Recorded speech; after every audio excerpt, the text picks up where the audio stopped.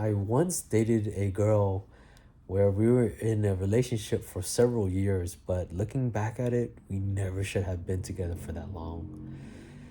So this girl that I met her at the club. She was there with her friends. I was there with mine. End up going over to her. We had a great conversation, and I eventually get her number. We talk, we text, and we started dating, and over time we fell in love. It was very beautiful in the beginning. um, it was very serious too, because at the time we were trying to build ourselves up, right, financially. She was looking for work. She had finished her degree. She was a mathematician. Me, I had my own business. um, things were pretty great at the time. um, I was making great money. Like, I remember my first week of running my own business, I made $10,000 from doing cold calls on the phone. Like, I would literally call people on the phone selling a product, and people would give me their credit card information over the phone. And I racked up 10 G's, man, in 1 week. Like, it was mind blowing. So things were pretty good in the beginning, you know? We had a great time together. It was kind of cool because, when we first got together, I was a party animal. I loved getting wasted, hitting the club, listening to music, dancing. Um, she was much more studious. She partied when the time was appropriate. Like, she wouldn't just get wasted on a Tuesday night with her friends. She would be working, she'd be like studying, and whenever the chance to go out and club, she would like to have her fun. She'll like to drink a little bit, get a little bit faded and dance, and she'll like to dress up. I found her very sexually attractive. She had a very cute face. She had long black hair. She had great curves. She was very proportionate in all the areas, as if like in the feminine areas, right? So I was very attracted to her. um Man, I remember we would go to Vegas all the time. Like, that was our spot. And because she was a mathematician, she knew how to read cards. So I was like, hey, you know how to read cards? Like, hey, teach me, man. So over like a period of like a month, she taught me. And I told her, like, hey, after I learned this, let's go to Vegas and let's test this out. So we end up going to Vegas. She knew where like the $10 tables were at. We would stay at TI. She likes staying at TI because there's $10 blackjack tables there. And I remember the first time we played blackjack. I think it was a 2 or 3 deck table, $10 minimum, and from $10, I made my way up to $500. Like, it was, to me, I know it doesn't sound like a lot of money, but imagine flipping $10 bets, $10 bets, maybe, double down or something. Eventually led to $500 counting cards. Like, that blew my mind. And the relationship was very beautiful. We traveled a lot. We enjoyed each other's company. Like, I had great conversations with her. She told me a lot of her secrets, and same and vice versa. I told her a lot about me, my upbringing. She was American born, like Asian, right? She was Vietnamese. I'm Vietnamese. We were roughly the same age. She was only 2 years younger than I am. Um, so we had a similar upbringing, right? We grew up very poor, but then again, like, I grew up kind of like in the streets, where she grew up in an environment of like school and education. So we kind of went down two different paths. And over time, the cracks started to show itself. And we would get into like little small arguments. And honestly, I can't really remember a lot of them, but there were plenty throughout the years. And I know, like, one of the big things was like money. Like, money was like a big thing, right? She was still trying to find herself. She was still trying to make it work, right? She was a part-time teacher. She also worked at Victoria's Secret.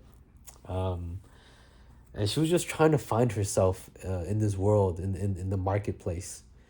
Whereas me, I was a business owner. Things were going well, but like I said, over time, we started arguing. And the way I think of relationships is kind of like a ball of yarn.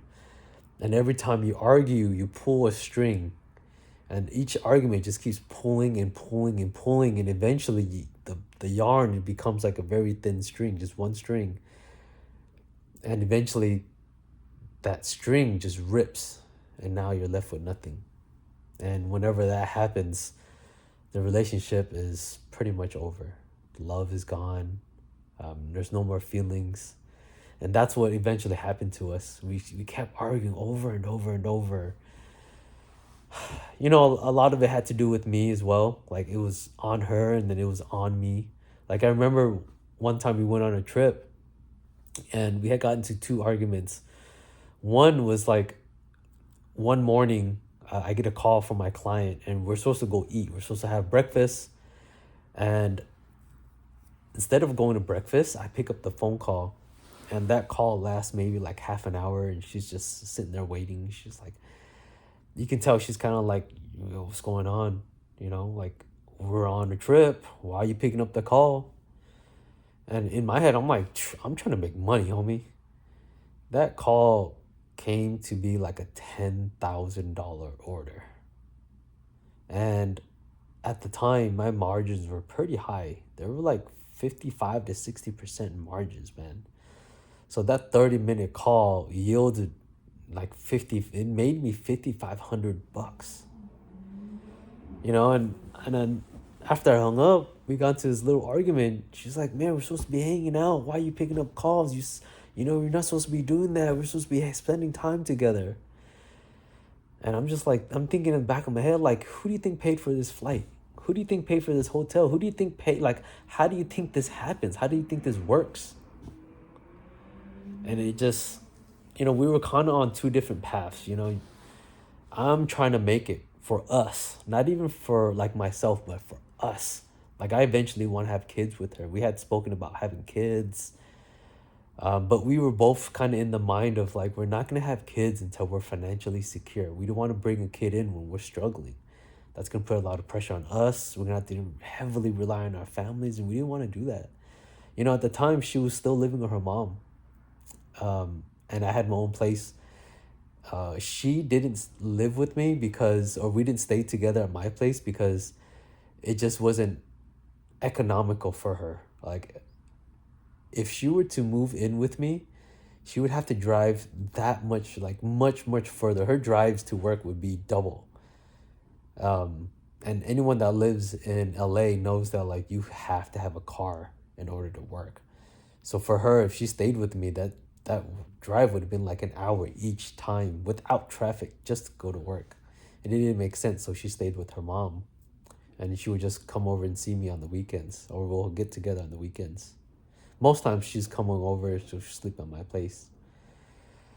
And on that trip, you know, later on, you know, we go out and it's kind of raining, it's kind of drizzling.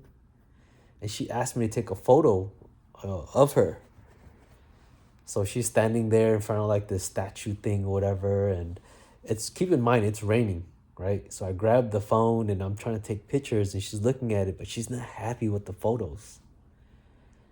And she's starting to get a little short with me, like, hey, you know, like, take the picture correct and this and that. And I'm like, dude, I eventually get pissed because I'm like, dude, it's just a freaking photo. Like, what? Like, it's not that serious, bro. Like, it's not. And I eventually blow up on her. I'm just like, why is this photo? Like, why does it have to be perfect? It's just a picture, bro. You know, leading up to that, she had an Instagram where she had her profile public and she was posting all these photos of her, all her trips and stuff. And I always like question it, like, who are you posting it for? Why are you posting this? Like, you're not getting paid. You know, I grew up in an era where taking photos could be detrimental. Like, I grew up in the streets where any type of photos could be used against you in court. Like, I had one friend that posted a photo on Zanga of like all the homies. A lot of them were throwing up gang signs. They used that photo against him. Like he had got charged with kidnapping. And then they charged him with gang enhancement, saying that the kidnapping was for the benefit of the gang. So they slapped him with gang enhancement charges. So for me, that's how I grew up as a kid. Like, don't take any photos, don't take any videos, because this is, is ingrained in our brain. So when she's this chick that I'm with, she's always taking photos, always trying to post it. I'm like, one, you're not getting paid, and who's it for? And why is your account public? And she would always say like, oh, it's just for my friends, to look at. It's just kind of like a diary, so my friends can see. And for myself, I'm like, okay, I get it, but if you're posting, you're not getting paid, and it's just for your homies, then why is your account public? Like, what? Not saying that she ever cheated on me or anything like that, but she was the type of person that loved the attention. And rightfully so, I get it. She's very cute. She had very long hair. She had great curves to her. She was well proportioned in the areas, like in all the right places as a female, right? Very curvy. I found her very, very attractive. Like I was sexually attracted to her. I couldn't keep my hands off of her, man. But it just kind of baffled me, like for some of all these photos. And she's a very sweet girl, very nice, comes from a great family. She's very innocent, very sweet chick, and she just happened to be very attractive. So, we go on this trip and we had these little small agreements, but over time we continue to have more and more like arguments, and the cracks start to show. And a lot of it had to deal with like money, at least on my end. Like that's where the arguments came. For me, I had momentum in work, and I wanted to be very secure. Like I grew up very poor. So for me, money was very important, man. I grew up in the projects my whole childhood. That's how I grew up. I grew up freaking like there was a time where it was me, my dad, and my brother on one like queen size bed in a small little room, maybe 10 by 10, and we would sleep on the same bed, man. That's how poor we were, bro. And I didn't want to live like that, you know? So to me, money was very important. And I remember one time she had asked me, like, I had started another business, and she had to talk with me over dinner. She was like, how much more money do you need, huh? Like, how much? Like, it was a bad thing. And I'm like, dude, you're broke. You're still living with your mom. You're running around like as if money doesn't matter. I wanted a kid, and so did she. But we weren't gonna bring a kid in until we were financially secure. Like, and I'm thinking like, dude, I want to build a life together. And for her, she would always go out.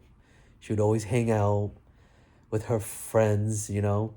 Um, Not to throw shade, but her friends weren't that attractive, but they acted as if like they were the bomb. Like she was the pretty one out of the group. All her other friends, not so sure. But they just loved attention, like as if they're all dime pieces. Anyways, the relationship goes on for a very long time, and eventually like that yarn, that string eventually just gets ripped, and now that ball of yarn is no longer there, and the last thread is just gone now.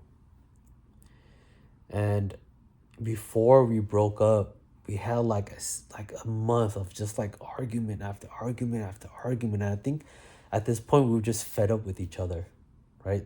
The love was gone, and we kind of stayed together out of just comfort, because it was something that we just were so used to. And when we had broken up, I was in a very, very dark place. Eventually, I lost my businesses, right? My friends had just betrayed me. They backstabbed me. They stole my money as well, cash. I was dang near broke. I had $5,000 only when we broke up. I had no place to live. I had no future work. You know, I had just, like I said, I lost my business. I had nothing to my name. And she couldn't support me because she was living with her mom. And I never even like spoken to the mom like that really. So she wasn't gonna take care of me because she couldn't. She couldn't even take care of herself.